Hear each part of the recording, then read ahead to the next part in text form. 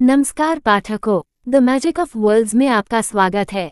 सारे नावेल मेरे द्वारा संपादित और अनुवादित है। यह आप विभिन्न प्रकार के काल्पनिक दुनिया देख सकते हैं। अब तक आपने देखा, अभयारण्य के निकट अन्वेषण किए गए क्षेत्रों की तुलना में आसपास का वातावरण बहुत अधिक गर्म था, क्योंकि पूरे पर्वत पर एक खतरनाक भावना व्याप्त थी। अब आगे, अध्याय 391 एक विरासत। लेस दैन अग्नि के शिष्य की विरासत ग्रेटर दैन इच्छित भाग्य के लिए छोड़ी गई। यह विरासत अद्वितीय साधना क्षमता अग्नि का शिष्य साथ ही पूर्ण कौशल लेस देन ज्वालाओं का दूत ग्रेटर दैन प्रदान करती है, जो ज्वालाओं के सबसे शक्तिशाली अवतार का निर्माण करने के लिए है। ये ज्ञान नूह के मन में तेजी से आया जब उसने क्रिस्टल में संग्रहित प्रचुर जानकारी को उत्सुकता से देखा। इस खजाने का अपार मूल्य अब उसके दिमाग में स्पष्ट हो रहा था। इस लेस दैन अग्नि शिष्य की विरासत ग्रेटर दैन से प्राप्त किया जा सकने वाला सबसे बड़ा मूल्य न केवल इसकी अद्वितीय साधना क्षमता और पूर्ण कौशल था, बल्कि यह तथ्य भी था कि यह विरासत ऐसी चीज थी जिसे अन्य लोग भी सीख सकते थे। सेलेस्टियल्स को जो खजाना मिला था, जिसे उन्होंने अपने शिष्यों में बांट दिया था, उसी प्रकार नूह अपने लोगों को इस क्षेत्र में ला सकता था ताकि वे स्वयं इस विरासत को प्राप्त कर सके या देख सके कि क्या वह सेलेस्टियल्स की तरह विरासत क्रिस्टल बनाना सीख सकता है।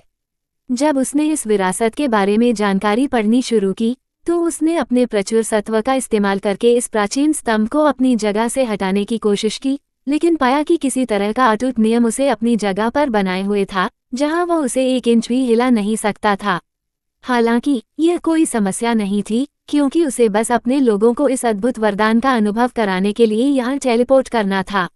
उनकी दृष्टि सबसे पहले अद्वितीय साधना कौशल अग्नि शिष्य की ओर गई। अग्नि का शिष्य अग्नि के नियम को विकसित करने के लिए डिजाइन की गई एक तकनीक। यह उपयोगकर्ता को एक अद्वितीय अग्नि मूल कोर बनाने की क्षमता प्रदान करती है। कौशल के वर्णन के लिए केवल 2 वाक्य, लेकिन उन्होंने पाया कि यह भाग्य के शिष्य क्षमता के समान ही था, जो अभ्यासकर्ता के शरीर पर भाग्य रेखाओं को अंकित करके भाग्य के नियम को विकसित करता था, लेकिन यह अग्नि का शिष्य व्यक्ति को अग्नि मूल कोर बनाने की अनुमति देता था। नूह ने बाकी सब कुछ एक तरफ रख दिया, क्योंकि यह अनोखा कौशल, जो कि दिव्य प्राणियों से प्राप्त भाग्य के नियम से संबंधित कौशल के बहुत समान था, उसके केंद्रीय ध्यान में आ गया।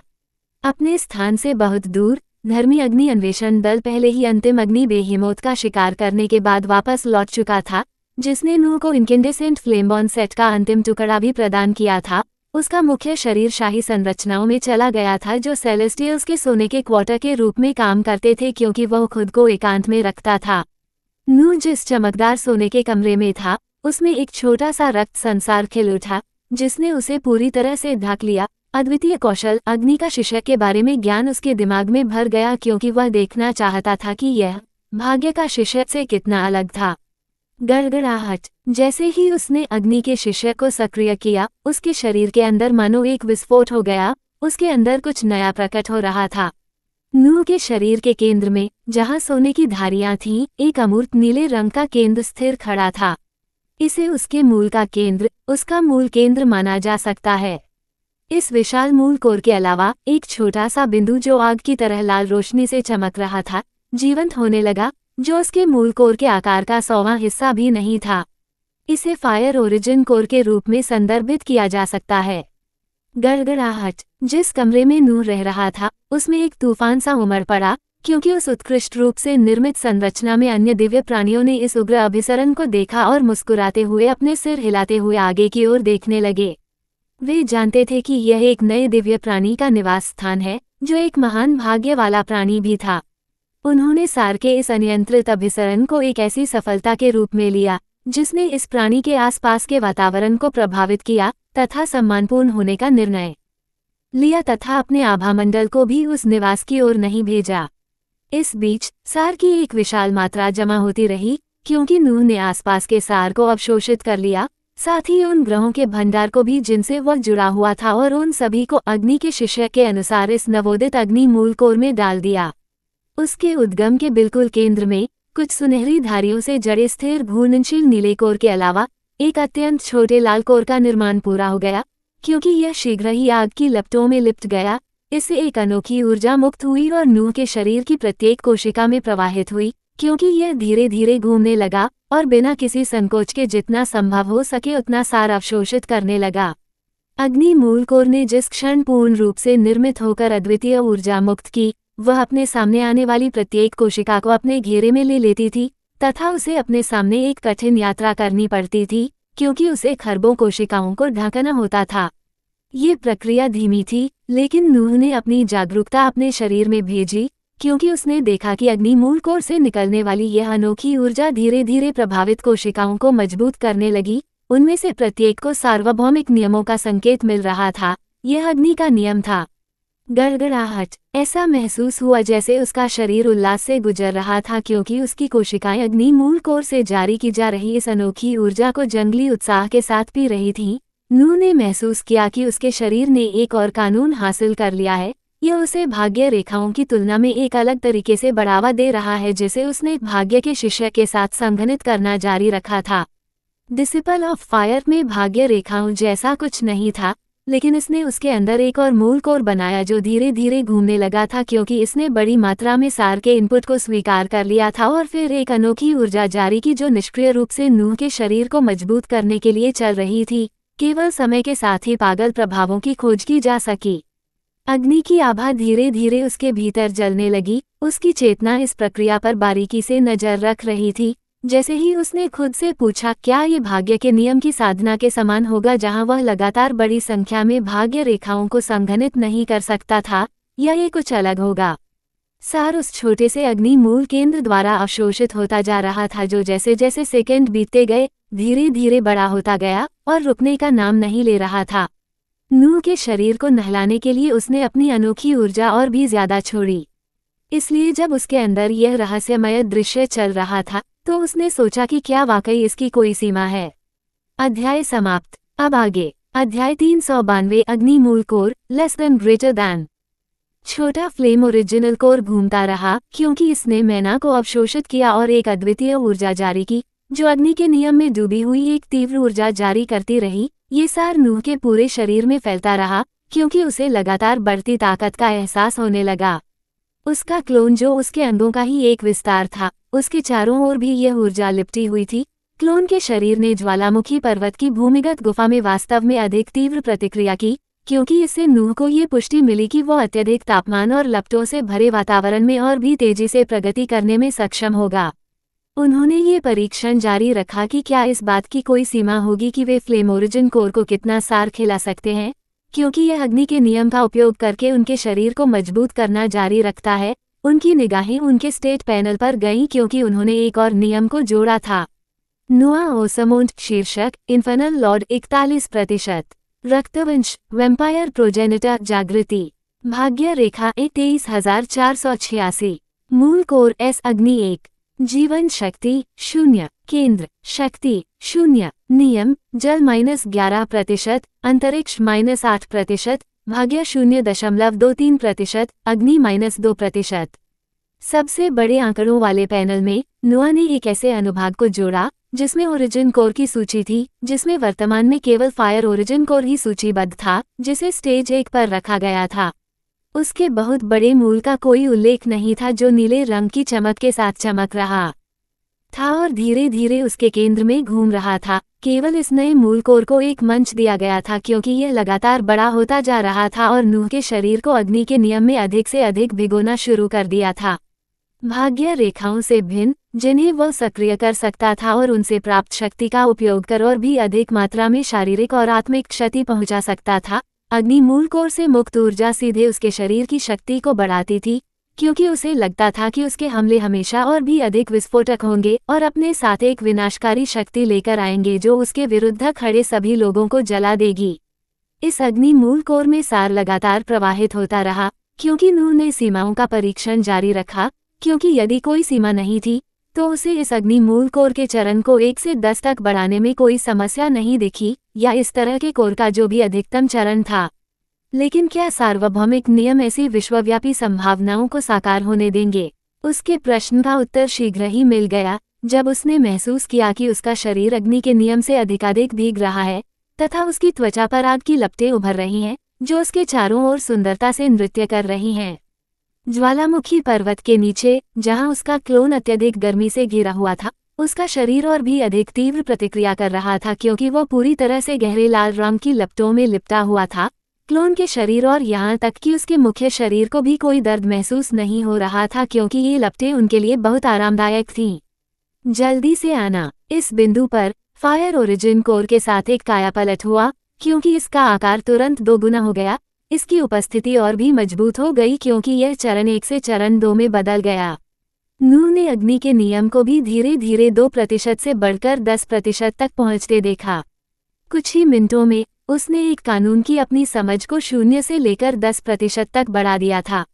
वह आगे भी जारी रखने की उम्मीद कर रहा था, लेकिन तभी उसकी चिंताएं फिर से उभर आईं, मानो भाग्य रेखाएं इकट्ठा करते समय जैसी थीं। किसी चीज ने उसे नियमों को पूरी तरह तोड़ने और चरणों को भेदने से रोक दिया हो। वायुमंडल से तथा उससे जुड़े हुए अनेक ग्रहों के भंडारों से प्राप्त बड़ी मात्रा में सार अब स्टेज 2 अग्नि मूल कोर में जाना बंद हो गया तथा शांतिपूर्वक घूमने लगा तथा उस प्रचुर ऊर्जा पर भी ध्यान नहीं दिया जो उसमें प्रवेश करने का प्रयास कर रही थी, क्योंकि अब वह धीरे धीरे उन अद्वितीय ऊर्जाओं को मुक्त करने के चक्र से गुजर रही थी जो पहले मुक्त हुई थी तथा फिर धीरे धीरे अपने चारों ओर के सार को उस गति से अवशोषित कर रही थी जिसे कछुए की गति माना जा सकता था। भाग्य रेखाओं के समान उसे अग्नि के नियम के तहत तेजी से आगे बढ़ने से रोक दिया गया। अब उसके विचार इस बात पर केंद्रित थे कि इस नए प्रतिबंध का प्रभाव किस हद तक था तथा क्या इन प्रतिबंधों के भाग्य के सर्वोच्च नियम से कमतर होने के उसके विचारों की पुष्टि होगी। नू ने हल्की मुस्कान के साथ आह भरी जब वह आखिरकार उस दीवार से टकराया जिसका वह परीक्षण कर रहा था और अपने शरीर में आ रहे बदलावों को देखते हुए अपना सिर हिलाया। उसने अपने हर अंग में एक ज्वलंत और विस्फोटक शक्ति महसूस की, ये जानते हुए कि अगर वह भविष्य में बर्फीले विशालकाय जीवों का शिकार करने गया तो उसके पास उन्हें दूसरे विशालकाय जीवों की तुलना में कहीं ज्यादा आसानी से मार गिराने के लिए बेहतरीन कौशल और शरीर है। जब उसने विरासत के साथ आने वाले कौशलों के बारे में सोचा तो उसकी नज़र less than herald of flames greater than नामक चमकदार पूर्ण कौशल पर पड़ी। इसके विवरण को पढ़ते हुए उसने ये समझने की कोशिश की कि वास्तव में इसमें क्या क्षमताएं हैं। लेस देन ज्वालाओं का दूत ग्रेटर देन अग्नि के शिष्य की विरासत से प्राप्त एक तकनीक जो अग्नि के नियम में चरम के पहलू को प्राप्त करने का प्रयास करती है। इसकी क्षमताओं में अग्नि का अवतार, ज्वालाओं का कायाकल्प, तात्विक आत्मा का सुदृढ़ीकरण और आर्मागेडन शामिल हैं। अग्नि अवतार, आप अपने शरीर से लगातार ज्वालाएं छोड़ते हैं जिससे आसपास के सभी शत्रुओं को अग्नि क्षति पहुंचती है क्योंकि अग्नि तत्व कौशल में वृद्धि होती है। प्रज्वलित ज्वालाओं को उपयोगकर्ता की समझ के अनुसार विभिन्न आकार देने के लिए नियंत्रित किया जा सकता है। अग्नि मूल कोर का चरण बढ़ी हुई क्षति का निर्धारण करेगा। वर्तमान वृद्धि जोड़ 200%। कायाकल्प करने वाली लपटें, पुनर्जन्म और उपचार की लपटें आपके शरीर के चारों ओर लिपट जाती हैं जिससे आपको बेहतर स्वास्थ्य और मन पुनर्जनन मिलता है। अग्नि मूल कोर का चरण उन्नत पुनर्जनन का निर्धारण करेगा। वर्तमान पुनर्जनन जोड़ 200%। तत्वीय आत्मा सुदृढ़ीकरण, अग्नि के तात्विक नियम से समृद्ध ज्वालाओं का एक अनूठा कवच उपयोगकर्ता की आत्मा के चारों ओर लिपटा रहता है जिससे आत्मा क्षति के किसी भी स्रोत से बढ़ी हुई सुरक्षा मिलती है। अग्नि मूल कोर का चरण बढ़े हुए सुदृढ़ीकरण का निर्धारण करेगा। वर्तमान सुदृढ़ीकरण जोड़ 200%। आर्मागेडन, उपयोगकर्ता के 5 मील के दायरे का क्षेत्र एक पवित्र ज्वाला भूमि बन जाता है जो आकाश से उल्कापिंडों को प्रकट करता है और इस पवित्र ज्वाला भूमि पर खड़े सभी शत्रुओं को नष्ट कर देता है। अग्नि मूल कोर का चरण क्षति का निर्धारण करेगा। वर्तमान क्षति जोड़ 200%। शब्दों का एक खूबसूरत समूह उसकी आंखों के सामने प्रकट हुआ, कई नई क्षमताओं का वर्णन जो एक अलग प्रणाली के अंतर्गत आती थीं, जो आमतौर पर उसके सामने खुलती थीं। सबसे भयानक था उस आखिरी क्षमता का नाम जो less than herald of flames greater than के अंतर्गत आती थी, और यही वो क्षमता थी जिससे आर्मगेडन नाम गढ़ा गया था। अध्याय समाप्त। अब आगे अध्याय 393 रहस्य और प्रश्न। नूर ने less than herald of flames greater than को दी गई पूर्ण क्षमताओं के प्रतिशत को पढ़ना जारी रखा क्योंकि उसने महसूस किया कि यह सब अग्नि मूल कोर के चरण से प्रभावित था, ये देखते हुए कि यह झिलमिलाता लाल कोर धीरे धीरे उसके केंद्र में घूम रहा था जबकि उसका शरीर शक्ति के साथ स्पंदित हो रहा था। उसने हाल ही में घटित सभी घटनाओं के बारे में सोचा। जैसे जैसे वह सांस छोड़ता गया उसने आगे बढ़ना जारी रखने का निर्णय लिया क्योंकि वह इन नए कौशलों का आदी हो गया था। साथ ही उसने जो प्रचुर खजाने प्राप्त किए थे उनकी देखभाल भी करता रहा। इससे अग्नि के शिष्य की विरासत पर ध्यान केंद्रित हुआ जिसे वह अपने लोगों के साथ साझा कर सकता था। खजाना एक विरासत थी जिसमें एक अद्वितीय कौशल था जो किसी को अग्नि मूल कोर को संघनित करने की अनुमति देता था, और एक पूर्ण कौशल जिसमें पागल क्षमताएं निहित थीं। वह भविष्य की संभावनाओं पर मुस्कुराया क्योंकि उसने अद्वितीय उत्पत्ति का उपयोग अपने शरीर पर अग्नि के नियम के मजबूत संकेत को छिपाने के लिए किया था, जबकि ज्वालामुखी पर्वत की भूमिगत गुफा में क्लोन ने अपने शरीर को फैलाया था जो अब प्रचुर मात्रा में अग्नि में सार से भरा हुआ था, और प्राचीन कुर्सी को देखा जिसमें विशाल विरासत क्रिस्टल था जिसे हिलाया नहीं जा सकता था। प्राचीन रक्त क्लोन ने सुदूर स्थान से आध्यात्मिक भूमि को पुनः प्राप्त किया और उसे धधकती हुई भूमि के करीब ले आया, जिसके पास ही पिघला हुआ मैग्मा था। वह अद्वितीय तैरता हुआ भूभाग अत्यधिक गर्मी के बावजूद स्थिर खड़ा था, तथा उसने अपने लोगों को कुछ दूरसंवेदी संदेश भेजे। बारबाटोस, काजोइको और कुछ अन्य लोगों ने आध्यात्मिक भूमि के समय स्थान में अपने कौशल वृक्षों को प्रशिक्षित करने का विकल्प चुना।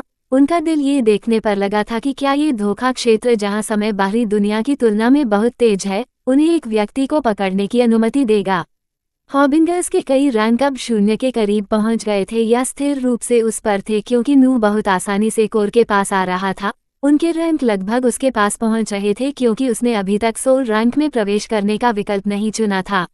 इस बारे में उनकी सोच पहले नर्क के नारकीय क्षेत्र के प्रतिबंधों के कारण थी, जो केवल शून्य श्रेणी तक के प्राणियों के मूल को ही इसमें रहने की अनुमति देता था। जो शून्य क्षेत्र के नहीं थे, उन्हें पहले नर्क क्षेत्र से बाहर कर दिया गया और नारकीय प्राणियों को दूसरे नर्क क्षेत्र में स्थानांतरित कर दिया गया, जो कहीं अधिक विस्तृत और भव्य था, जहां कुछ वास्तविक नारकीय प्रभुओं ने अपना निवास बनाया था। नूह के मन में कई विचार आए क्योंकि उसने सोचा कि क्या उसके पास जो नरकीय प्रभु का खिताब था, उसके कारण प्रथम नरक के प्रतिबंधों में कोई बदलाव आएगा। कई विचार इस संभावना की ओर झुके हुए थे कि उसकी कास्ट क्षमता जिसे उसने सोल रैंक आकलिचरा जांत में धकेल दिया था, उसे नरक के प्रथम क्षेत्र में डाला जा सकता था और वास्तव में वहीं रह सकता था। उसके लिए इसका सीधा सा मतलब ये हो सकता था कि चूंकि यह शून्य श्रेणी के किसी प्राणी द्वारा किया गया कौशल था, इसलिए इसकी शक्ति आत्मा श्रेणी तक पहुंचने के बावजूद ये नर्क के प्रथम क्षेत्र के नियमों का उल्लंघन नहीं करता था। यह एथेना द्वारा प्रदर्शित उस शक्ति के समान था जिसके कारण वह एक नारकीय विपथन को नष्ट कर सकती थी जिसकी शक्ति अगली श्रेणी को छू रही थी और नर्क के द्वितीय क्षेत्र में चढ़ने वाली थी। इनमें से कई संभावनाएं नूह के दिमाग में लगातार आती रहीं, क्योंकि उसने अभी के लिए सोल रैंक में जाने से पहले इंतजार करने का फैसला किया। एकमात्र चीज जो उसे मिलेगी वह ये कि उसके अन्य गुण उस मील के पत्थर को छू लेंगे, जो उसके लिए कोई बड़ी बात नहीं थी, क्योंकि अब वह सार्वभौमिक कानूनों के प्रोत्साहन का आनंद लेना शुरू कर रहा था। अब वह दिव्य क्षेत्र का और भी अधिक अन्वेषण करना चाहता था, क्योंकि वह उन नए क्षेत्रों की यादों का उपयोग कर रहा था जिन्हें ड्रैकोनिक फायर बीहेमोथ ने अपने जीवनकाल में खोजा था, जब उसने अनिच्छा से ज्वालामुखी पर्वत को छोड़ने का फैसला किया था, जिसमें अग्नि के शिष्य की विरासत थी। साथ ही उन अन्य क्षेत्रों का भी अवलोकन करना था जिनमें कई अलग अलग बीहेमोथ रहते थे। बर्फ और पानी के बेहेमोथ थे जिनसे उसका सामना अभी तक नहीं हुआ था, पृथ्वी के बेहेमोथ जिनके बारे में उसने केवल सेलेस्टियल्स से सुना था, और यहाँ तक कि शक्तिशाली फेट बेहेमोथ भी थे जिन्हें मारना लगभग असंभव था। ये बेहेमोथ वे भी थे जो सेलेस्टियल्स की उन्नति में सबसे अधिक बाधा डाल रहे थे। भाग्य के नियम में निपुण इन कुलीन बेहेमोथों से मुकाबला करने के लिए नूह का मन पहले से ही उन बेहेमोथों पर था जो अराजकता के नियम के साथ उनके सामने खड़े थे, क्योंकि उसका मन कई स्थानों तक फैलता जा रहा था। उसके मन में सबसे बड़ा सवाल अग्नि के शिष्य और भाग्य के शिष्य जैसी समान विरासतों का था जो अब उसके हाथ लग गई थीं।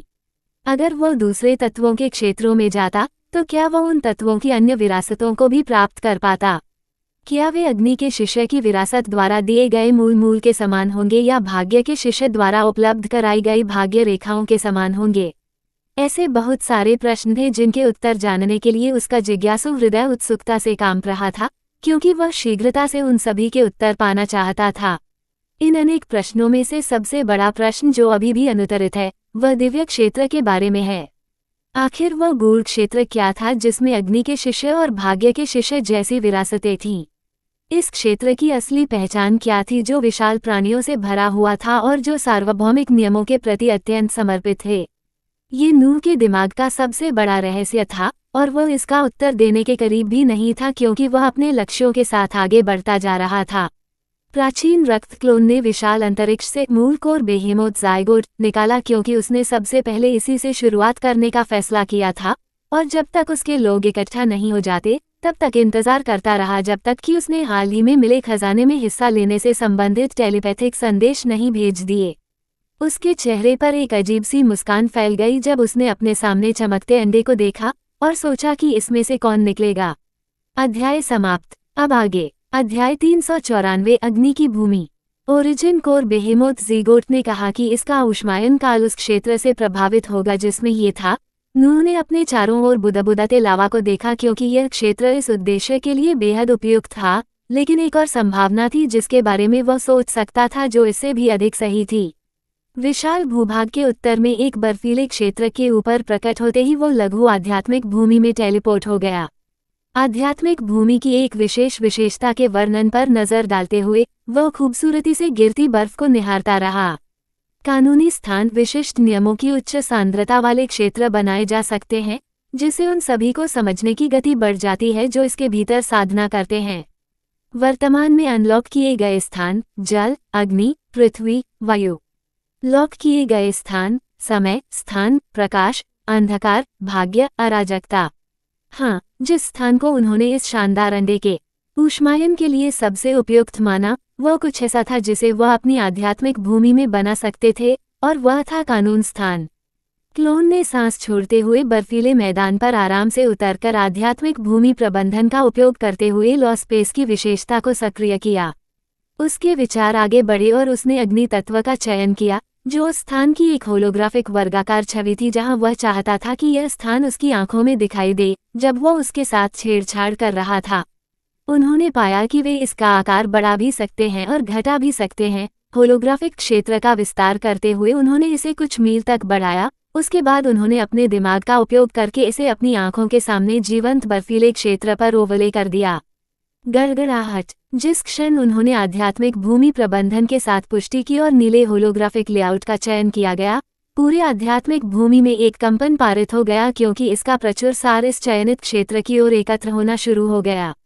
आसपास के खेतों में फैली हुई प्रचुर बर्फ तेजी से पिघल गई क्योंकि उसके नीचे की साफ धरती दिखाई देने लगी। चारों ओर से लाल रंग की एक छटा फैलने लगी तथा आसपास के क्षेत्र की शांत धरती में दरार पड़ने लगी। कुछ क्षेत्रों को ऊपर उठाया गया जबकि अन्य को नीचे लाया गया। अग्नि के नियम से भरे कानून स्थान की अद्भुत रचना वास्तविक समय में नूह की आंखों के सामने घटित हो रही थी।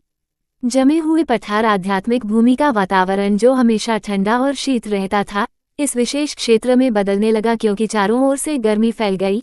छोटे छोटे धधकते पहाड़ों का निर्माण दिखाई देने लगा और क्षेत्र तेजी से कठोर सफेद से बदलकर धधकते लाल वातावरण में बदल गया जिसमें तेज गर्मी महसूस हो रही थी। गड़गड़ाहट। जैसे ही यह प्रक्रिया शुरू हुई थी वैसे ही तेजी से पूरी होती गई क्योंकि बदले हुए भूगोल का कंपन रुक गया और उस क्षेत्र में अग्नि तत्वों की सांद्रता बढ़ने लगी क्योंकि नूह ने भी महसूस किया कि यह और भी गर्म होता जा रहा है। यह आध्यात्मिक भूमि की एक विशेषता द्वारा निर्मित क्षेत्र था। ये वो विधि स्थान था जहां अग्नि के नियम की सांद्रता अधिक थी। वाह! जैसे ही यह प्रक्रिया पूरी हुई, ऊष्मा की लहरें लगातार बाहर की ओर निकल रही थीं और आसपास का वह क्षेत्र जिसे लॉ स्पेस भी नहीं कहा गया था, उसकी ठंडी हवा पिघल रही थी और इसका प्रभाव काफी दूर तक फैल रहा था। बर्फ का पिघलना तब तक जारी रहा जब तक कि एक अद्भुत संतुलन का क्षेत्र नहीं बन गया। नूह ने देखा कि कैसे लपटों और आग का एक क्षेत्र एक प्रतिच्छेद बिंदु पर आ गया क्योंकि दोनों में से कोई भी एक दूसरे पर आक्रमण नहीं कर रहा था। जैसे ही उसका ध्यान नवनिर्मित लॉ स्पेस पर केंद्रित हुआ, आसपास का वातावरण शांति से भर गया। सरल शब्दों में कहें तो यह एक झिलमिलाती अग्नि भूमि थी जिसके वातावरण में आग की लपटें नाच रही थीं। पृथ्वी स्वयं इतनी गर्म थी कि जमीन से लावा की धार निकलती दिखाई दे रही थी। प्राचीन रक्त क्लोन ने इस शानदार क्षेत्र में प्रवेश किया जब उसने महसूस किया कि उसके मुख्य शरीर से जुड़ा अग्नि मूल कोर खुशी से कांप रहा है क्योंकि वह इस स्थान में अद्वितीय अग्नि तत्व ऊर्जा के संपर्क में आया था। उसके मुख्य शरीर में इसकी धीमी गति से घूमना थोड़ा तेज हो गया क्योंकि यह और भी अधिक जोश के साथ आगे बढ़ रहा था। क्लोन अग्नि के नियम से भरे अंतरिक्ष में चला गया और मूल कोर बेहेमोथ ज़ायगोट को बाहर निकाल दिया। जैसे ही इसे गर्म वातावरण में छोड़ा गया, ये लाल चमक से चमक उठा क्योंकि आसपास के उत्तेजित अग्नि तत्व इस लाल अंडे में अवशोषित होने लगे। नूह ने अपने समान आकार के इस बड़े अंडे को अग्नि स्थान में आगे ले गया जब वो केंद्र के पास पहुंचा, जहां से बुदबुदाता हुआ लावा दिखाई दे रहा था, उसने इस अंडे को उस स्थान पर रख दिया जहां उसने अग्नि के नियम का सबसे अधिक प्रभाव महसूस किया, क्योंकि मूल कोर बेहेमोथ जायगोट का आधा हिस्सा तेजी से बदलती पृथ्वी में डूब गया था। ओह! इस क्रिया के साथ ही अंडे में आग के तत्वों के एकत्र होने की गति में वृद्धि हुई। अंडा वास्तव में हवा में थोड़ा ऊपर उठा, क्योंकि सुलगती लपटें और लावा उसके चारों ओर घूमने लगे। इस क्षेत्र में आग के तत्वों की तीव्रता केवल बढ़ती गई, क्योंकि क्लोन ने पीछे हटकर इस प्रक्रिया को होते देखा। वो कुछ मिनटों तक देखता रहा, क्योंकि यह प्रक्रिया बिना किसी परिवर्तन के जारी रही। उसने मन ही मन ये निश्चय किया कि उसे उम्मीद है कि इस अंडे के अंदर मौजूद प्राणी का जागरण कुछ ही घंटों में हो जाएगा, क्योंकि उसने उसे आग और लावा के समुद्र में तैरने के लिए अकेला छोड़ दिया था। उसका शरीर आध्यात्मिक भूमि की भूमिगत परत में गायब हो गया था, जहां कई द्वार स्थिर रूप से खड़े थे। वो उस विशाल अंडे को आवश्यक समय देता था तथा दूसरे कार्य पर लग जाता था, जिसमें अग्नि के शिष्य की विरासत सम्मिलित थी। आध्यात्मिक भूमि की भूमिगत परत में मौजूद द्वारों में से एक लाल चमक से चमक रहा था, दूसरा सफेद रंग से रंगा हुआ था, एक अंधकार में घूम रहा था, एक अन्य हरा भरा था तथा अंतिम द्वार सुंदर नीले रंग का था। यह विशेष नीला पोर्टल उसके गृह विश्व से जुड़ा हुआ था, जहां उसने इस विश्व और अन्य विश्वों में अनेक पोर्टल स्थापित किए थे जो उससे जुड़े हुए थे, जो कुछ वैसा ही था जैसा उसने नीचे साधना के विश्व में देखा था, जहां विभिन्न विश्वों की ओर जाने वाले पोर्टलों का एक चक्र बना हुआ था। दानव दुनिया की ओर जाने वाले द्वार से इस दुनिया की देखरेख करने वाले रणनीतिज्ञ अगारेस सबसे पहले पहुंचे और उन्होंने नूह की ओर अपना सिर झुकाते हुए घुटनों के बल बैठ गए। मालिक, जानवरों की दुनिया से शेष 3 पौराणिक जानवरों के राज्यों और जमे हुए राज्य के ऊपरी स्तरों के लोग भी अपने पोर्टल से प्रकट होने लगे, क्योंकि वे सभी नूह के प्रति सम्मान में झुके हुए थे। रानी एडिलेड एक शर्मीली मुस्कान के साथ नूह की ओर आ रही थी। स्टील मिखाइल शीघ्र ही अपने गृह विश्व की ओर जाने वाले द्वार से आया और उसने उसी कठोर चेहरे के साथ नूह की ओर सिर हिलाया। भारी भरकम रक्षक का शरीर शक्ति से चमक रहा था तथा उसकी आंखें आज उनके लिए जो भी अवसर था उसे पाने के लिए चमक रही थीं। प्राचीन रक्त जगत से खोजी पिशाच भी लाल द्वार से प्रकट हुए, क्योंकि हिमबद्ध जगत की फ्रॉस्ट जाति ने भी प्रवेश किया। आध्यात्मिक भूमि की भूमिगत परत अधिक जीवंत हो गई, क्योंकि कई प्राणियों को आध्यात्मिक भूमि में प्रवेश करने की अनुमति दी गई, जिसके बारे में उन्हें अभी तक पूरी तरह से पता नहीं था। बारबाटोस और काजोहेको की आभा को भी महसूस किया जा सकता था, क्योंकि वे टाइम स्पेस से बाहर आए और उनके साथ शामिल हो गए। एक अनोखी घटना घटने वाली थी, क्योंकि नूह एक शानदार विरासत को साझा करने वाला था जो केवल दिव्य क्षेत्र में ही पाया जा सकता था। एक विरासत जो एक व्यक्ति को एक अद्वितीय साधना क्षमता और एक पूर्ण कौशल प्रदान करती थी, अब कई प्राणियों के बीच स्वतंत्र रूप से साझा होने वाली थी, क्योंकि नूह की अपनी शक्तिशाली शक्ति का निर्माण जारी था। इस बार उनकी शक्ति एक अकल्पनीय स्तर पर बढ़ गई, क्योंकि उनके हाथ कुछ ऐसा लगा जो किसी और को भी नहीं मिल सकता था। अध्याय समाप्त। अब आगे अध्याय 395। एक विद्वान, अराजकता और भाग्य। सेंक्टम के ठीक दक्षिण में स्थित क्षेत्र में बर्फीली हवाओं ने बर्फीले वातावरण को तबाह कर दिया, जबकि एक विशाल विशालकाय प्राणी शांतिपूर्वक बर्फ में लौट रहा था। इस बर्फीले विशालकाय जानवर से ज्यादा दूर नहीं, एक छिपी हुई आकृति जो सिर से पैर तक काले वस्त्र से ढकी हुई थी, चमकती बर्फीली वनस्पति के नीचे दुबकी हुई अपनी नोटबुक में कुछ पंक्तियां लिख रही थी। उत्तरी और दक्षिणी दोनों क्षेत्रों के वायुमंडल में मौलिक कणों का स्तर समान है, लेकिन उनका स्तर अभी भी किसी भी अन्य क्षेत्र की तुलना में बहुत अधिक है। वह प्राणी दिव्य क्षेत्र के अपने निष्कर्षों को सावधानीपूर्वक प्रलेखित कर रहा था, क्योंकि आत्मिक क्षेत्र के शिखर पर उसकी जीवंत शक्ति ने पास के बेहेमोथ से उसकी आभा को छिपा रखा था। ये वह व्यक्ति था जो अंडरवर्ल्ड के शुद्ध रक्त पिशाचों की सहायता से दिव्य क्षेत्र में प्रवेश करने में सफल रहा था। ये स्कॉलर गिल्ड का एक शक्तिशाली गुप्त संचालक था जो डार्क एक्सपेंस में महान शक्ति का दावा करता था। कथित दिव्य जानवर और भी अधिक अनोखे हैं, उनके शरीर में असामान्य मात्रा में सार्वभौमिक नियम विद्यमान हैं। वह प्राणी और अधिक खोजबीन करता रहा, अपना चश्मा ऊपर उठाता रहा, जबकि उसकी नजरें बर्फ में अपने विशाल शरीर के साथ लौटते हुए बर्फीले विशालकाय जीव पर टिकी रहीं। जिन बेहेमोथों की संरचनाओं को मैं प्राप्त करने में सफल रहा हूँ, उनसे पता चलता है कि उनकी शारीरिक संरचना अन्य लोगों और क्षेत्रों में उनकी समकक्ष प्रजातियों के समान है, लेकिन ऐसा प्रतीत होता है कि उनकी उत्पत्ति इस दिव्य क्षेत्र के पीछे की शक्ति से बहुत अधिक प्रभावित हुई है। विद्वान के मन में अनगिनत संभावनाएं घूम रही थीं, अपने प्रचुर अनुभव और ज्ञान की तुलना उस नई भूमि से कर रहा था जिसे दिव्य प्राणी पिछले हजारों सालों से खोज रहे थे। विद्वानों के संघ में अपने कार्यकाल के साथ, जहां केवल सबसे प्रतिभाशाली जादूगरों और जादूगरों को ही पद प्राप्त करने का मौका मिलता था, उसका अनुभव व्यापक और विशाल था। अब तक की सबसे बड़ी संभावना यह है कि ये दिव्य क्षेत्र हमारी नोवस आकाशगंगा में पाए जाने वाले उच्चतम स्तर वाले क्षेत्रों में से एक है, या इससे भी अधिक अविश्वसनीय संभावना यह है कि यह क्षेत्र वह हो सकता है जिसकी हम सभी तलाश कर रहे हैं। वह स्थान जहां सार्वभौमिक नियम प्रचुर मात्रा में है और वायुमंडलीय सार अपार है, ये बस ही हो सकता है। गर्जन। स्कॉलर गिल्ड के उस आदमी ने नोट्स लेना बंद कर दिया क्योंकि उसकी नज़र पहाड़ी आइस बेहिमोथ की ओर गई। उसने देखा कि एक प्राइम वर्ल्ड से एक अन्वेषण दल उस जानवर के पास आ रहा है और शिकार शुरू कर रहा है। स्कॉलर ने अपनी शक्ति का इस्तेमाल करके अपने शरीर को और भी ज्यादा ढक लिया और धरती में धंसता हुआ लगातार देखता रहा। उसके दिमाग में वही बात थी जो हाल ही में कई प्राणी जानने की कोशिश कर रहे थे, और वह सवाल था कि आखिर यह रहस्यमय दुनिया क्या है जिसका दिव्य प्राणी इतने लंबे समय से आनंद ले रहे थे। योजक चिन्ह, योजक चिन्ह, योजक चिन्ह।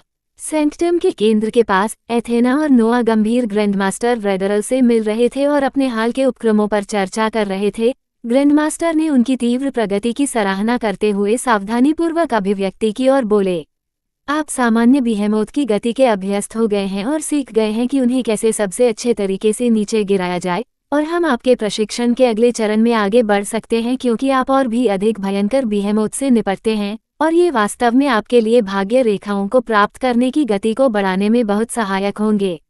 ग्रैंडमास्टर रेडरल ने शक्तिशाली आवाज में बात की, जबकि नूह और एथेना ने सम्मानपूर्वक आगे देखा। नूह के दिमाग में कई विचार आ रहे थे क्योंकि वो किसी भी चीज की प्रतीक्षा कर रहा था जो गति को बढ़ा सकती थी। वो भाग्य के सर्वोच्च कानून को बढ़ा सकता था।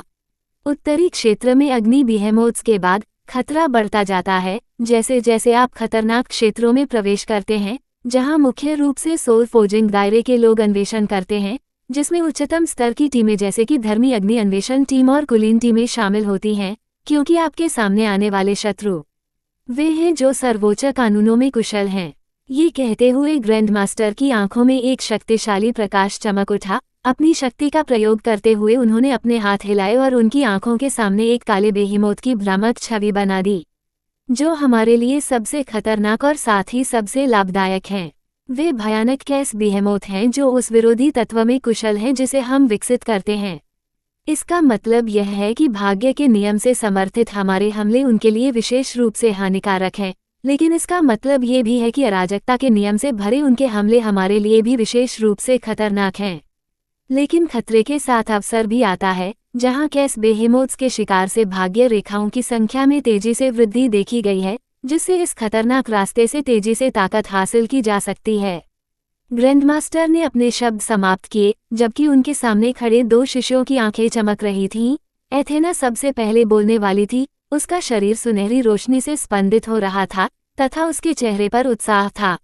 हम खतरों का सामना करने को तैयार हैं, गुरुजी। नूह की आंखों में भी उत्साहपूर्ण अभिव्यक्ति दिखी जब उसने ग्रैंडमास्टर की ओर सिर हिलाया। उनकी शक्ति में पहले से ही तेजी से हो रही वृद्धि को और बढ़ाने के लिए उनके अगले कदम तय हो गए, क्योंकि वे रहस्यमय दिव्य क्षेत्र में और आगे जाने की तैयारी कर रहे थे, और इस बार यह उन कुलीन बिहेमोथ की खोज थी जो सर्वोच्च कानून में निपुण थे। तैयारियां चल रही थीं, क्योंकि धर्मी अग्नि अन्वेषण दल के नेता इस खबर से उत्साहित थे कि उनकी टीम को अग्नि बेहेमोथ से आगे और अभयारण्य से दूर अधिक खतरनाक क्षेत्रों में जाने की मंजूरी मिल गई थी। शोरगुल वाले बोरू ने नूह और एथेना को पूरी रात जश्न मनाने के लिए लाया, क्योंकि एक दावत का आयोजन किया गया था। उनके लिए एक और मील का पत्थर आने वाला था, क्योंकि उन्हें खतरों का सामना करने और अपनी ताकत बढ़ाने का मौका मिलेगा। लेकिन नूह का दिमाग अन्य संभावनाओं से भरा था, क्योंकि जब उसने कैस बेहेमोथ और कैस के कानून में उनकी दक्षता के बारे में सोचा तो उसके मन में पूरी तरह से अलग विचार आए। उसका मन लगातार सोचता रहा कि इनमें से कौन सी वस्तुएं और सामग्रियां निकलेंगी। यदि वह इस क्षेत्र में खोजबीन करेगा तो उसे कौन से खजाने या विरासतें मिल सकेंगी, तथा उसकी शक्तियां वास्तव में कहाँ होंगी, क्योंकि वह अपने अंदर धीरे धीरे बढ़ रहे अग्नि मूल कोर के चरण को बढ़ाते हुए अधिक भाग्य रेखाएं एकत्रित कर रहा था। जबकि अन्य लोग अपनी आंखों के सामने एक या दो संभावनाओं को देख रहे थे, नूह को एक उज्ज्वल भविष्य दिखाई दे रहा था जो अनंत अवसरों से भरा हुआ था और जो सभी उसका इंतजार कर रहे थे। अध्याय समाप्त। अब आगे। अध्याय 396 योजनाएं, खजाने बांटना। गर्भगृह के आसपास के विशिष्ट स्थानों पर, जिन्हें अब बाजार के रूप में नामित किया गया था, हलचल भरा माहौल फैल गया तथा चारों ओर से जयकारे सुनाई देने लगे। एक पृथ्वी बिहेमोथ का पंजा बिक्री के लिए है, केवल सोल कोर या फायर बिहेमोथ की सामग्री के लिए व्यापार किया जाएगा। बिक्री के लिए एक औरोरा फल, एकमात्र औरोरा फल। निकटवर्ती पूर्वी क्षेत्र का मानचित्र लेआउट उपलब्ध है। व्यापार के लिए आइस बेहेमोथ सामग्री की तलाश है। शक्तिशाली आवाजें फैल गईं, क्योंकि सभी जगह से प्राणी एकत्रित हुए और उन चीजों की तलाश की जिन्हें वे खरीद सकते थे यदि वे भयानक बिहेमोथ से लड़ते हुए अपने जीवन को जोखिम में नहीं डालना चाहते थे। वर्तमान में बिक्री के लिए उपलब्ध बहुत सी सामग्रियां विक्रेताओं द्वारा अपने साहसिक अभियानों से वापस लाई गई सामग्रियों का केवल आधा हिस्सा ही थी, जिनमें से आधी पहले ही सेलेस्टियल्स द्वारा जेब में डाल ली गई थी। पिछले कुछ दिनों में सेलेस्टियल्स ने अपने निर्णय का प्रभाव देखना शुरू कर दिया था, क्योंकि उन्होंने पहले की तुलना में कई गुना अधिक गति से सामग्री एकत्र की थी। सेलेस्टियल दायरे में घूमने वाले प्रत्येक प्राणी से आने वाली ये सामग्रियां केवल उनके शिष्यों की ताकत को तेजी से बढ़ाने के एक अन्य स्रोत के रूप में कार्य कर रही थीं, क्योंकि कई प्रधान युद्धपोत सेलेस्टियल दायरे से आगे बढ़ रहे थे और इन अद्भुत सामग्रियों को इन ग्रहों पर वितरित करने के लिए सेलेस्टियल सितारों की ओर बढ़ रहे थे। वे प्रकाश विस्तार में अनेक शक्तिशाली व्यक्तियों के जीवन को प्रभावित करने के अपने उद्देश्य को प्राप्त कर रहे थे, साथ ही पहले की तुलना में और भी अधिक तीव्र गति से दिव्य क्षेत्र के लाभों का आनंद उठा रहे थे।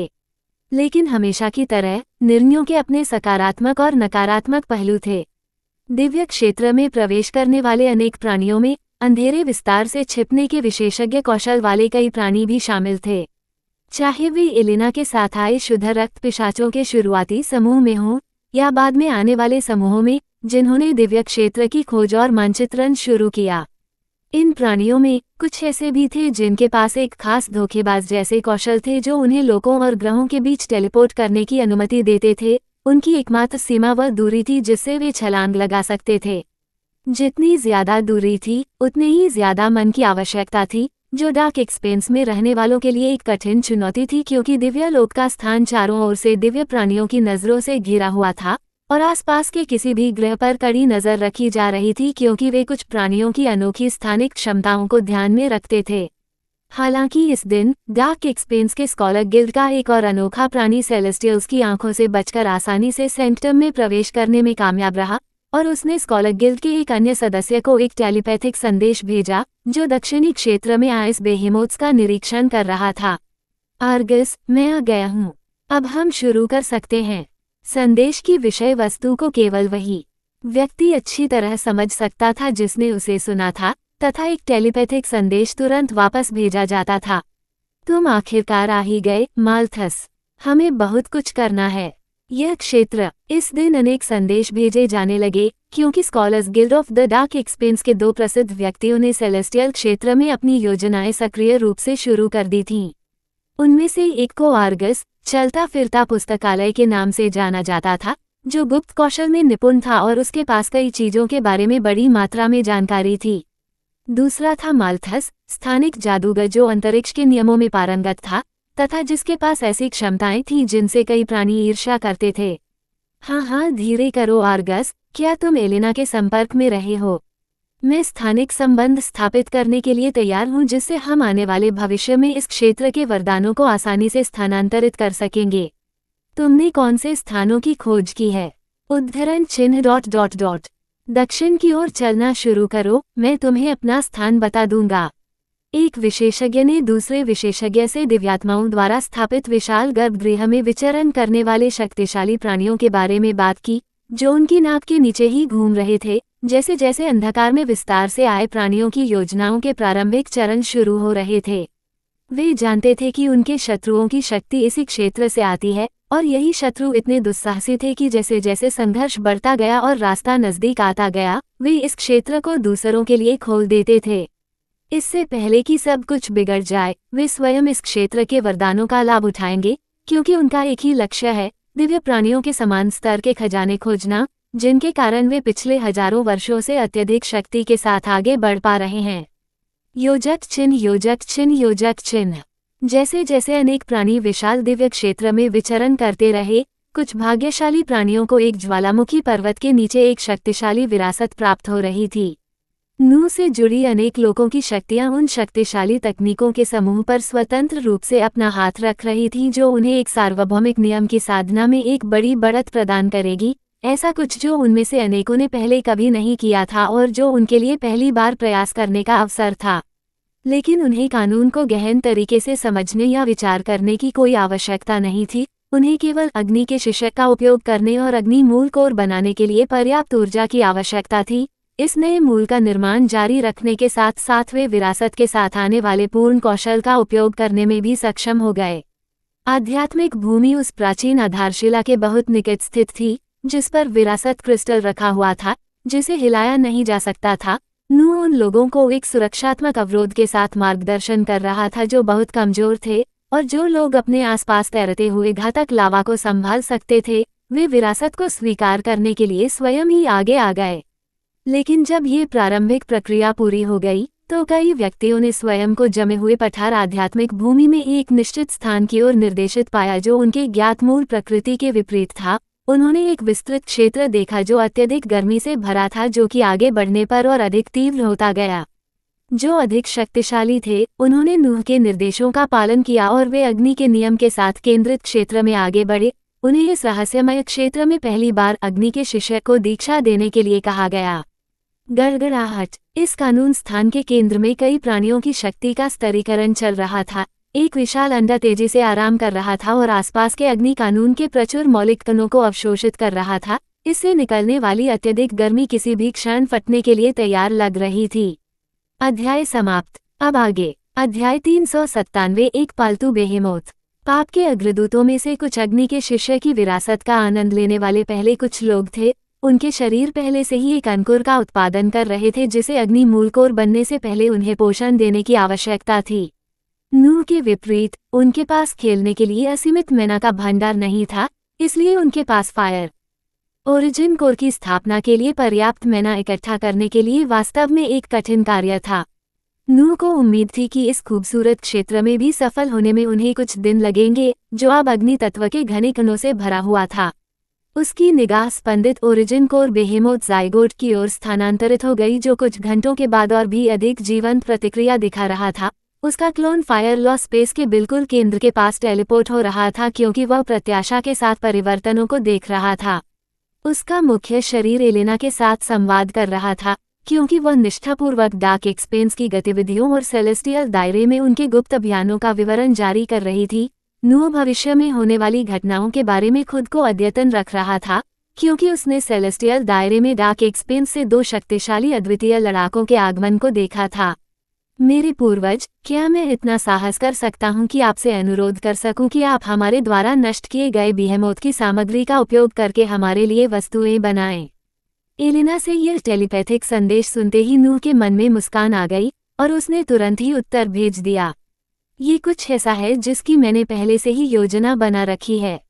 इसके अलावा मुझे आप लोगों से यह अपेक्षा करनी होगी कि आप दिव्य क्षेत्र के उत्तरी क्षेत्र में आकर उस अनोखी विरासत को व्यक्तिगत रूप से स्वीकार करने का अवसर खोजें जो मुझे मिली है। उनका मुख्य दल अपने उन लोगों के साथ संवाद करता रहा जिन्हें अभी तक अग्नि के शिष्यों की विरासत में भाग लेने का मौका नहीं मिला था। साथ ही उन्होंने धर्मी अग्नि अन्वेषण दल के साथ आगे बढ़ने की तैयारी की प्रक्रिया भी शुरू कर दी, क्योंकि वे कैस बेहेमोथ्स के खिलाफ गए थे। उसका क्लोन अग्नि में लॉ स्पेस में ही रहा, क्योंकि उसने ओरिजिन कोर बेहेमोथ ज़ीगोट को स्पंदित होते देखा। इसका आकार पहले से ही उसके आकार से दोगुना हो गया था, क्योंकि यह जलते हुए अग्नि तत्वों की अद्भुत तरंगों को छोड़ना शुरू कर दिया था, क्योंकि इसके चारों ओर दरारें फैलने लगी थीं, एक लाल रोशनी चमकने लगी थी। गड़गड़ाहट। जैसे ही दरारें अंडे के आर पार फैलती गईं, एक अनोखा शाहीसार बाहर की ओर फैलने लगा। यह शाहीसार एक शक्तिशाली प्राणी के आगमन की सूचना दे रहा था, जबकि आसपास के अग्नि तत्व उन्मत्त होकर नाच रहे थे। गर्जन। एक युवा ड्रैगन की स्पष्ट और कर्कश दहाड़ शानदार ढंग से गूंज उठी। लाल प्रकाश के विस्फोट ने पिंजरे को उड़ा दिया जिसमें उसे रखा गया था, और जब प्रकाश धीमा होने लगा तो एक छोटे ड्रेकोनिक फायर बेहेमोथ के विस्तृत पंख स्पष्ट दिखाई देने लगे। अत्यधिक प्रचुर मात्रा में अग्नि तत्व तेजी से इस ड्रैगन की ओर बढ़े। जैसा कि नूह ने आश्चर्य के साथ देखा, इस जानवर का आकार तब तक बढ़ गया जब तक कि ये 10 मीटर तक नहीं पहुंच गया। इसके व्यापक पंख शानदार ढंग से चमक रहे थे क्योंकि इसकी युवा ड्रैकोनिक विशेषताएं इसके पास एकमात्र प्राणी को देखने के लिए आईं। जिस क्षण युवा ड्रैगन की निगाह नूह पर पड़ी, उसकी आंखें एक अधीनस्थ प्रकाश से चमक उठीं, क्योंकि उसमें से एक अत्यंत स्पष्ट रूनिक चक्र फूट पड़ा और उसने नूह को अपने घेरे में ले लिया। प्राचीन रक्त क्लोन और उसके मूल के माध्यम से यात्रा करते हुए उसने एक छोटे से संबंध को महसूस किया, जिसे एक पालतू जानवर के लगाव के रूप में माना जाता था, क्योंकि इस ड्रैगन ने ग्रह प्रणाली के अनूठे साधनों की सहायता से उसके साथ सफलतापूर्वक एक बंधन बनाया था। युवा ड्रैगन की नजरें नूह पर टिकी रहीं और वो उसे चिंता और उलझन के मिश्रण से देखता रहा। उसकी जन्मजात मानसिक शक्ति और सामर्थ्य शीघ्र ही सामने आ गई, क्योंकि उसके सामने मौजूद प्राणी के साथ जो संबंध उसने महसूस किया था, उससे सूचनाओं के असंख्य विस्फोट निकल रहे थे। युवा ड्रैगन को समझ आ रही थी, वह अग्नि तत्वों से भरे धधकते वातावरण में आगे बढ़ रहा था और नूह के निकट पहुंच रहा था। अब इसका आकार 10 मीटर हो गया है, जो जन्म के समय सामान्य बेहेमोथ के आकार का 5वां हिस्सा से भी कम है। युवा ड्रैकोनिक फायर बेहेमोथ ने अपना शाही सिर नूह के क्लोन के पास लाया और प्यार से उसके सिर को उसकी ओर धकेला और रगड़ा। क्लोन के चेहरे पर एक बड़ी मुस्कान फैल गई जब उसने अपने सामने अधीनस्थ ड्रैगन को थपथपाया। मालिक, नूह के मन में एक युवा अजगर की आवाज गूंजी जब उसने सिर हिलाया। जन्म के तुरंत बाद इस 10 मीटर लंबे जानवर के शरीर को देखते हुए उसने इसकी ताकत का आकलन किया। वर्तमान में ये वास्तव में फैंटास्मल रैंक पर जीवंत शक्ति रखता था। जन्म के तुरंत बाद इसकी शक्ति इस प्राणी के शाही रैंक और भविष्य के लिए इसकी विशाल संभावनाओं को दर्शाती थी। इस ड्रैकोनिक फायर बिहेमोथ की विशिष्टता का विचार, जिसे उसने अभी अभी अपने हाथों में लिया था, नूह के मन में कौंध गया और वह पूरी तरह से समझ गया कि संभवतः वह इस दिव्य क्षेत्र से आए बिहेमोथ को पालतू जानवर के रूप में धारण करने वाला पहला व्यक्ति था। यह उसके ग्रहीय तंत्र के कारण संभव हुआ, जिसने राक्षसी अग्नि बेहेमोथ की उत्पत्ति को लिया, जो डोमेन विस्तार क्षेत्र में आधा कदम था, तथा उसे बिखरी हुई आत्मा के साथ मिला दिया, जिससे उसकी आंखों के सामने इस शानदार युवा ड्रैगन की संभावना का मार्ग प्रशस्त हुआ। उस संक्षिप्त समयावधि में जब उसका क्लोन दिव्य क्षेत्र में प्रवेश कर गया था और स्वयं आगे बढ़ने लगा था, उसने एक विरासत प्राप्त करने में सफलता प्राप्त की थी। एक ड्रैकोनिक फायर बेहेमोथ को पराजित किया था जो पहले से ही डोमेन विस्तार क्षेत्र में आधा कदम आगे था, तथा एक अज्ञात क्षमता वाले पालतू जानवर को अपने हाथों में प्राप्त किया था, जबकि एक शक्तिशाली ड्रैगन ने उसके शरीर को धीरे से धकेला था। भविष्य के प्रति उसकी उम्मीदें उज्ज्वल थीं जब उसने ड्रैगन की ओर देखा और पुकारा। आना, उसे बहुत कुछ करना था क्योंकि वह हाल ही में हुए इस प्रयास के लाभों को आत्मसात करने और अपने आसपास के लोगों को मजबूत बनाने में लगा हुआ था। उसके विचार खास तौर पर उस बेहेमोथ पर केंद्रित थे जिसे उसने अपने इस्तेमाल के लिए एक भयानक जानवर पालने की तैयारी करते हुए हासिल किया था। इस 10 मीटर लंबे ड्रैगन के बारे में सोचकर ही, जो किसी दिन बड़ा होकर उस पहाड़ी ड्रैकोनिक बेहेमोथ में बदल सकता है जिससे उसने अभी अभी लड़ाई लड़ी थी, वह भविष्य की ओर उत्सुकता से देखने लगा। अध्याय समाप्त। अब आगे अध्याय 398। समय बहुत महत्वपूर्ण है। नूह का प्राचीन रक्त क्लोन अस्थायी रूप से नर्क के प्रथम क्षेत्र में लौट आया। उसकी आकृति धधकते आसमान में टेलीपोर्ट हो गई, क्योंकि वह एक जिज्ञासु युवा ड्रैकोनिक बेहेमोथ के ऊपर खड़ा था।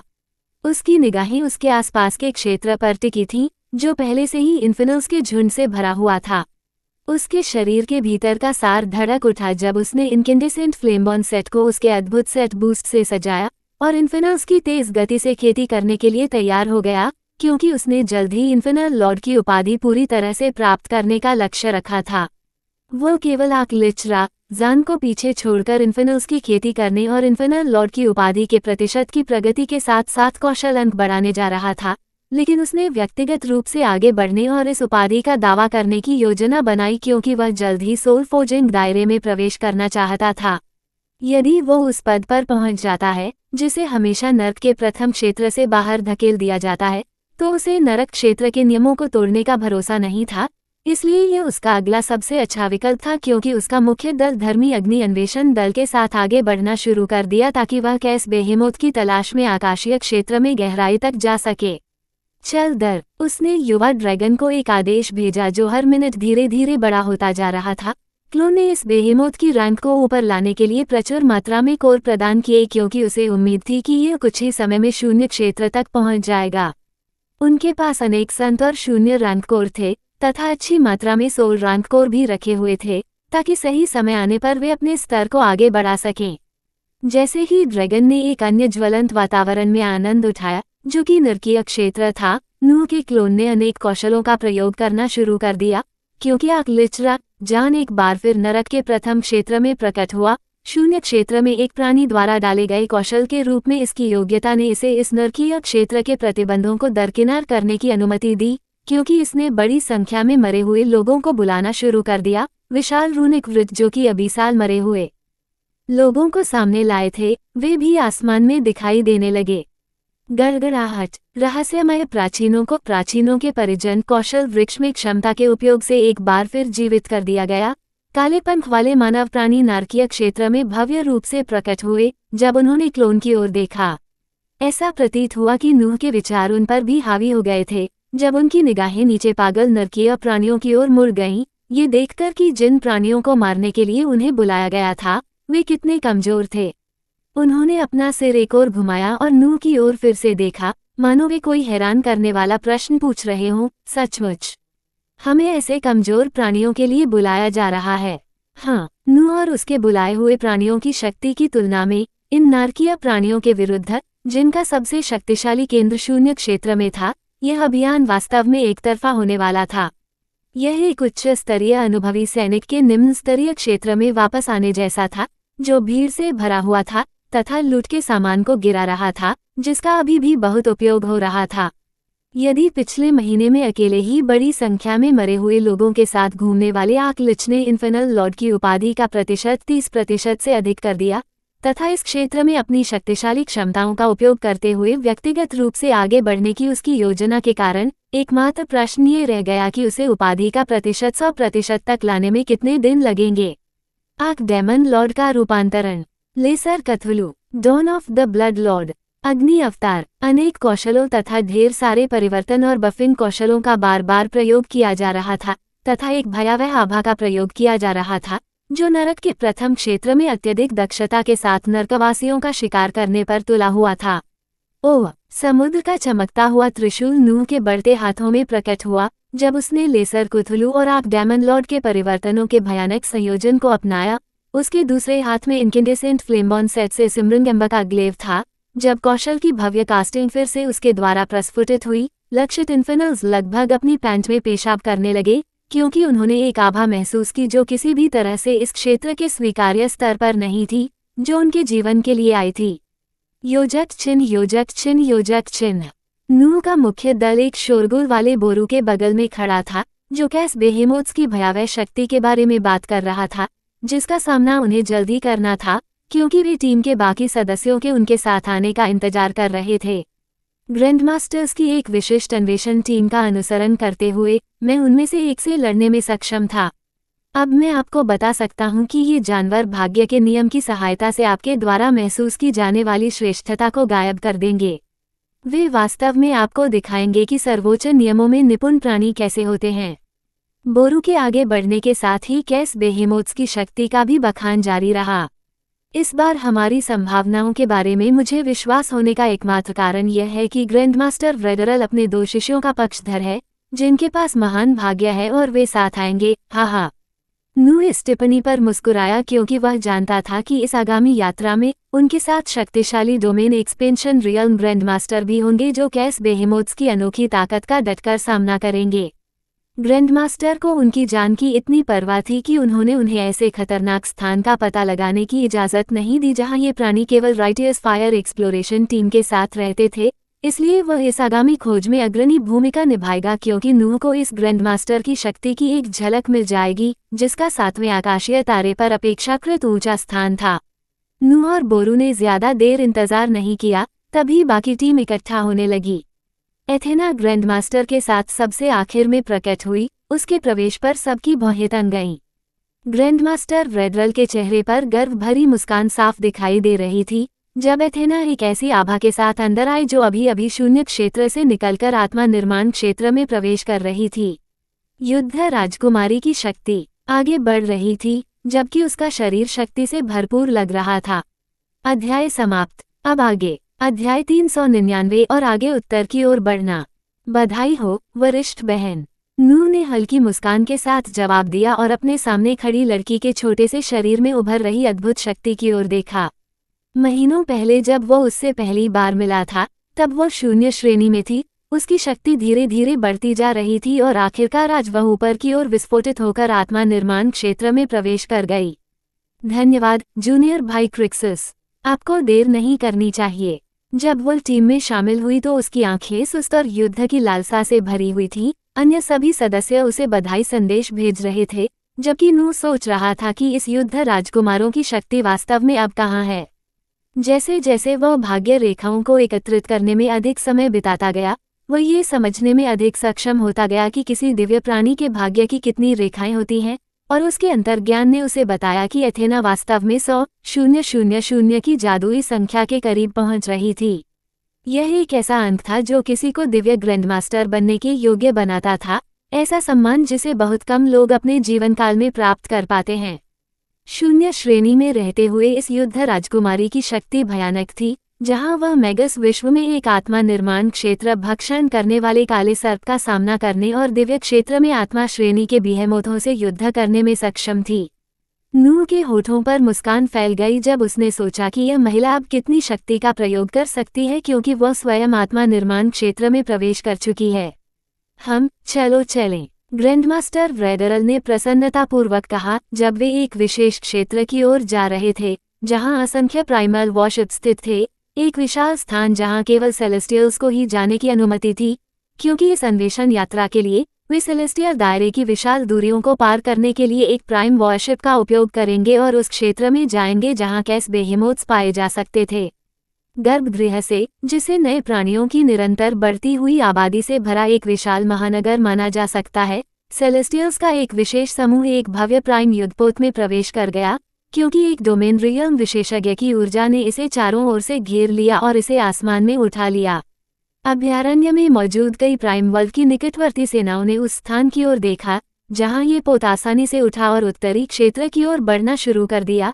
ये पहली बार नहीं था जब उन्होंने ऐसा कुछ होते देखा था, क्योंकि वे सेलेस्टियल्स के साधनों को ईर्ष्या से देख रहे थे। एक विशेष दल जो अपने शिकार से लौट रहा था, नवगठित ऑर्डर ऑफ ब्लड, इस विशेष जहाज को घूर रहा था, क्योंकि उनमें से कुछ को इससे एक परिचित आभा महसूस हो रही थी। सम्राट पेंगुइन बहादुरी से अभयारण्य की रहस्यमय सड़कों से गुजर रहा था और उसने अपनी चोंच आसमान की ओर उठाई हुई थी। उसकी मन के जैसी आंखों से एक तेज रोशनी गुजर रही थी, जबकि रॉयल वैम्पायर एलेना की निगाहें और भी अधिक उत्साहपूर्ण थीं, जबकि वह उस दिशा को देख रही थी जहां नूह गया था। आगे बढ़ो, उसने निर्णायक रूप से अपने लोगों को एक संदेश भेजा, क्योंकि उसने डार्क एक्सपेंस की ताकतों के साथ संवाद किया और सेलेस्टियल दायरे में अपनी योजनाएं शुरू की। रथ के आदेश का वर्तमान लक्ष्य उसी दिशा में बढ़ना था जहां कई फायर बेहेमोथ पाए जा सकते थे। इसे प्रशिक्षण के स्रोत के रूप में उपयोग करते हुए वे ज्वालामुखी पर्वत के नीचे एक निश्चित विरासत की ओर अपना रास्ता बनाते थे। बोर्ड पर कई मोहरे लगातार हिल रहे थे, जबकि नूह आराम से आगे बढ़ते हुए प्राइम वॉरशिप में खड़ा था और अपने नीचे दिव्य क्षेत्र के विस्तृत परिदृश्य को देख रहा था। विशाल झिलमिलाते पेड़ और कल्पना सा वातावरण हमेशा उसकी सांसें रोक लेता था, और इस एहसास को अपनी आध्यात्मिक भूमि को देखते समय महसूस होने वाले एहसास से जोड़ता था, लेकिन कहीं बड़े पैमाने पर। इस तुलना पर पहुंचते हुए उसने पाया कि उसके विचार सचमुच विस्मयकारी थे। क्या आध्यात्मिक भूमि कभी इतनी अद्भुत चीज तक पहुंच पाएगी? इस विचार के साथ उसने खुद को अपनी कल्पनाओं से बाहर निकाला और शांति से गुजरते हुए परिवेश को देखा। ऐसे समय में असंभव चीजों के बारे में दिवास्वप्न देखने की कोशिश नहीं की। उन्हें नीचे की ओर बढ़ते हुए कई अग्नि बिहेमोथ दिखाई दिए। उनकी निगाहें तेज रोशनी के साथ उनकी ओर मुड़ गईं, क्योंकि उन्होंने केवल शक्तिशाली जहाज को अपने पास से गुजरते हुए देखा। कई बार उन्होंने देखा कि उन पर हमले हो रहे थे, या तो जहाज पूरी तरह से उनसे बच रहा था, या फिर प्राइम वॉरशिप के चारों ओर प्रकाश की एक पतली परत उभर रही थी जो आने वाले हमलों को रोक रही थी। अब तक उन्हें कोई भी उड़ने वाला बेहेमोथ नहीं मिला था जिससे उन्हें परेशानी होती। ड्रेकोनिक फायर बेहेमोथ जैसे प्राणी अद्वितीय और दुर्लभ होते हैं। इस तरह कुछ घंटे प्राइम युद्धपोत में बीत गए, जब ग्रैंडमास्टर ने इसे सेलेस्टियल दायरे के अन्वेषण किए गए क्षेत्रों के माध्यम से कुशलतापूर्वक चलाया। एक चिंतनशील नूह गुजरते दृश्यों को देख रहा था और यह सब उसकी स्मृति में दर्ज कर रहा था, क्योंकि उसका क्लोन नारकीय दायरे में जोश के साथ आगे बढ़ रहा था। वह देख सकता था कि इन्फर्नल स्किल पॉइंट्स की गति लगातार बढ़ रही थी, जो कि अतीत में तैनात लिच की गति से कई गुना अधिक थी। साथ ही इन्फर्नल लॉर्ड की उपाधि के आगे का प्रतिशत भी हर समय बढ़ता जा रहा था। कुछ घंटों के बाद जिस प्राइम वॉरशिप पर वे सवार थे, उसकी गति धीमी होने लगी और वह जमीन पर स्थित ऊंचे प्राचीन वृक्षों की ओर नीचे जाने लगा। नूह ने देखा कि जैसे जैसे वह उस स्थान की ओर देख रहा था जहां वे पहुंच रहे थे, वातावरण का सार और भी अधिक गाढ़ा होता जा रहा था।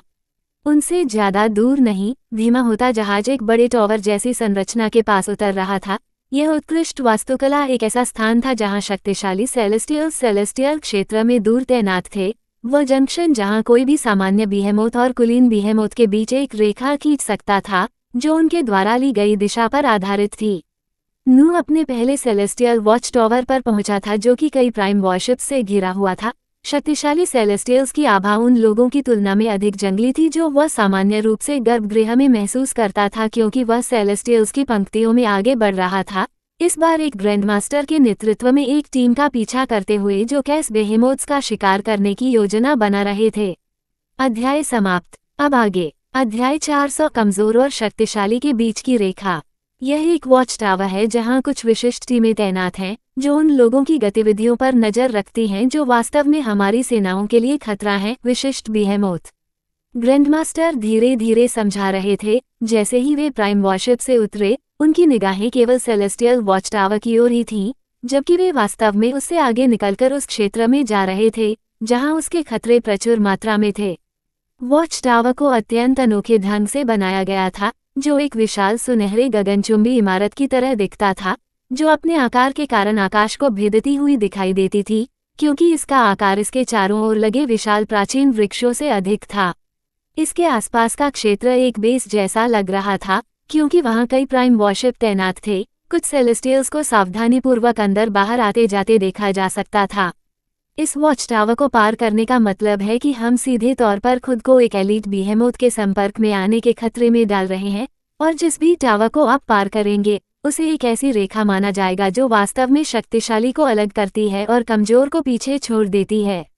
जिस विशाल प्राइम युद्धपोत से वे लंबी दूरी तय करते थे, वह आमतौर पर इन टावरों पर तैनात रहता था।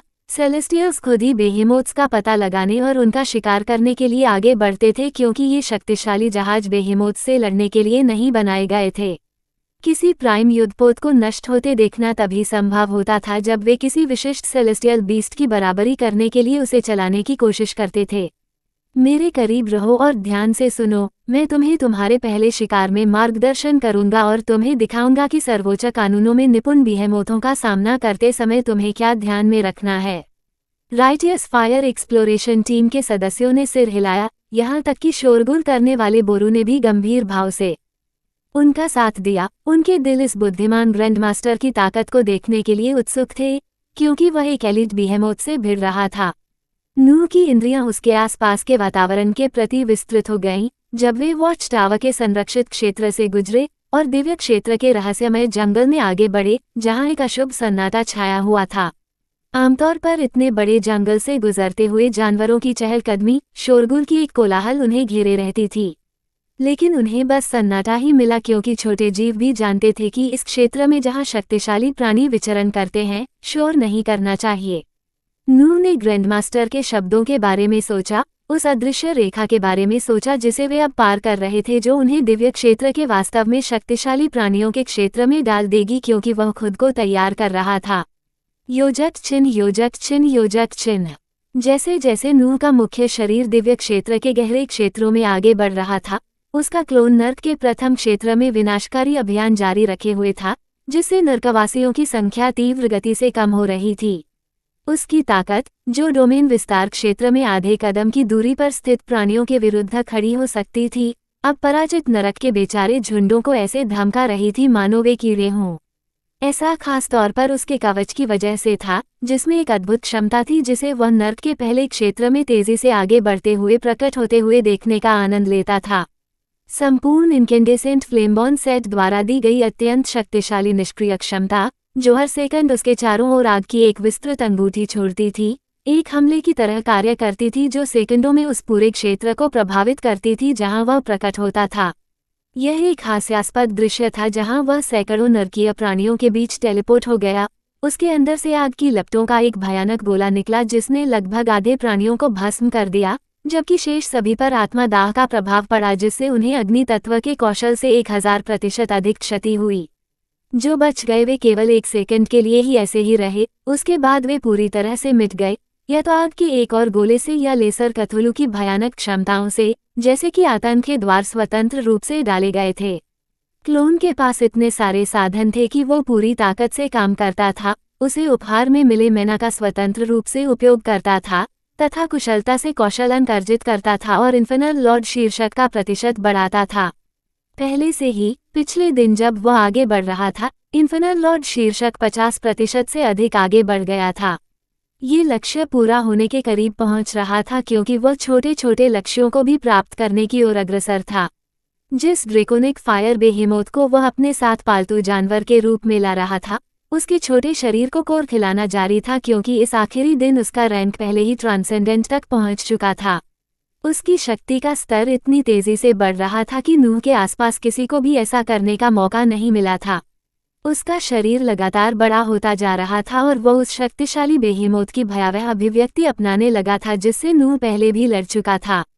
ड्रेको, चलो चलें। उसका छोटा रूप ड्रैगन के पीछे चला गया, जैसा कि उसने उसे पिछले दिन दिए गए तात्कालिक नाम से पुकारा था। इस भयानक बेहेमोथ को ड्रेको कहा जाने लगा क्योंकि यह गूंजता हुआ दहाड़ रहा था, जबकि नूह ने इसके ऊपर विभिन्न प्रकार के कौशल का उपयोग करना शुरू कर दिया था। Less than absolute Singh greater than में क्षमताओं की श्रृंखला से लेकर प्राचीनों के परिजनों के कौशल वृक्ष और वेम्पायर प्रोजेनिटर की क्षमताओं तक, उन्होंने यथासंभव अधिक से अधिक कौशलों के साथ खेला, क्योंकि विनाश की रंगीन किरणें नरक के प्रथम क्षेत्र में इन्फिनल्स की ओर लगातार बरस रही थीं। जब ये सब कुछ एक ऐसे ही लोक में घटित हो रहा था जिसमें नरक के बिल्कुल अलग स्तर के प्राणी थे, एक प्राणी जिसके सींग मुकुट के आकार के थे, नरक के एक अन्य लोक की धधकती हुई भूमि की ओर पीठ करके तैर रहा था। उसकी आभा से उसके नीचे स्थित असंख्य शून्य और आत्मा गढ़ने वाले लोक के राक्षस भय से कांप रहे थे। वो नरक के दूसरे क्षेत्र के जलते हुए आसमान में आलसी ढंग से तैर रहा था। तभी उसके जैसे ही एक और प्राणी उसकी ओर टेलीपोर्ट हुई। जब उसने यह बात कही तो उसके चेहरे पर क्रूर उत्तेजना थी। लगता है आने वाला नन्हा भगवान पहले क्षेत्र में और भी तेजी से काम कर रहा है। उसे हमारे साथ जुड़ने में ज्यादा समय नहीं लगेगा। राइकर, तुम्हारा क्या विचार है? नए आगमन वाले नरकीय प्रभु ने धधकते आकाश में तैर रहे दूसरे प्रभु से पूछा, जिसका नाम राइकर था, जिसने उसकी ओर देखे बिना ही एक आलसी मुस्कान के साथ उत्तर दिया। अज़ुला, तुम हमेशा इन चीजों के लिए थोड़ी ज्यादा ही उत्साहित रहती थीं। उन्हें अपना समय लेने दो। तुम्हें पता है कि जिस क्षण वे पूरी तरह से 9वें इन्फर्नल लॉर्ड की उपाधि धारण कर लेंगे, इसका मतलब है कि हमारा भविष्य और भी व्यस्त होने वाला है। अजुला के चेहरे पर क्रूर भाव ने एक कामुक भाव ग्रहण कर लिया, जब उसके हाथ उसके शरीर पर भयावह तरीके से दौड़ रहे थे और उसने उत्तर देते समय खुशी के भाव के साथ अपना सिर ऊंचा उठा लिया। हाँ, मुझे आश्चर्य है कि वो छोटा बच्चा भगवान कौन होगा। अनेक शक्तिशाली नरकीय प्रभुओं का ध्यान एक विशेष घटना के निकट आने की ओर था, क्योंकि वे भविष्य का स्वागत कर रहे थे। संबंधित प्राणी को इसके बारे में कुछ भी पता नहीं था, क्योंकि वह नरक के प्रथम क्षेत्र से गुजरते हुए शक्ति की अनुभूति का आनंद ले रहा था। अध्याय समाप्त। आज के लिए इतना ही। आगे देखेंगे कि मेरा स्वामी इतना बड़ा राक्षस है कि ड्रेकोनिक बिहेमोथ के विशाल भंडार भी उसकी तुलना नहीं कर सकते। ड्रेको ने जो पहला सबक सीखा वह ये था कि चाहे वह कितना भी बड़ा हो जाए, वह संभवतः कभी भी अपने स्वामी के समान मैना भंडार के स्तर तक नहीं पहुंच पाएगा। पूरा देखने के लिए धन्यवाद।